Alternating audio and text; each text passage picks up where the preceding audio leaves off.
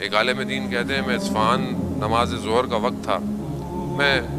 جو ہے وہ ایک مسجد میں نماز پڑھنے جا رہا تھا میدان اصفہان کے پاس، تو دیکھا کہ کچھ کام کرنے والے مزدور ٹائپ کے جو لوگ ہوئے ہیں ایک جنازہ لے کے جا رہے ہیں، تو اس میں نے دیکھا کہ ایک بہت بڑا تاجر ہے اصفہان کا وہ ساتھ ساتھ، تو میں نے اس کی طرف دیکھا، میں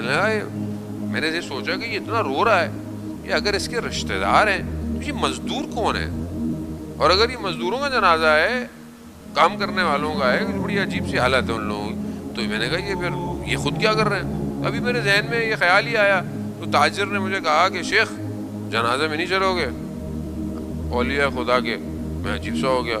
میں نے کہا پتہ نہیں کس کا، میں ساتھ چل پڑا، وہ بالکل اصفہان میں جو غسل خانے کی جگہ تھی بہت دور تھی، کہہ رہا وہاں لے گا، میں تھک بھی گیا، تو میرے اندر خیال آیا میں نے کیا ان کی بات مان لی، اول وقت نماز بھی چلی گئی، جماعت بھی چلا گیا، پتہ نہیں کس کا جنازہ ہے یہ،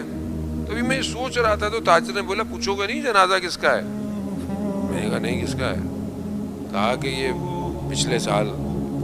میں حج پہ جا رہا تھا، تو میں جب کربلا پہنچا تو جو میرے پاس بکسا تھا جس میں میرا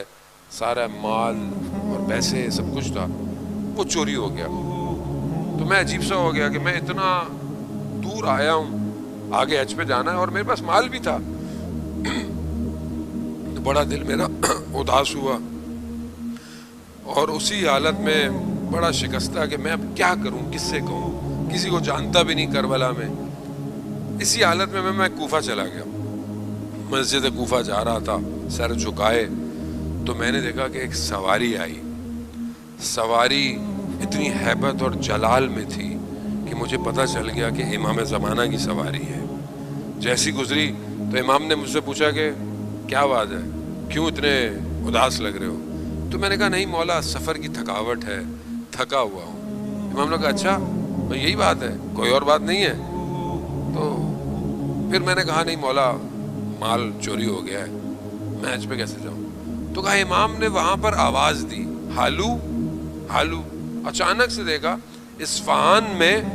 کام کرنے والا شخص، کام کرنے والا، میں نے اس کو دیکھا تو میں نے کہا یہ تو وہی لگتا ہے مجھے، لیکن میں کچھ بولا نہیں، تو امام نے کہا کہ جاؤ اس کا جو سامان چوری ہو گیا وہ لے کر آؤ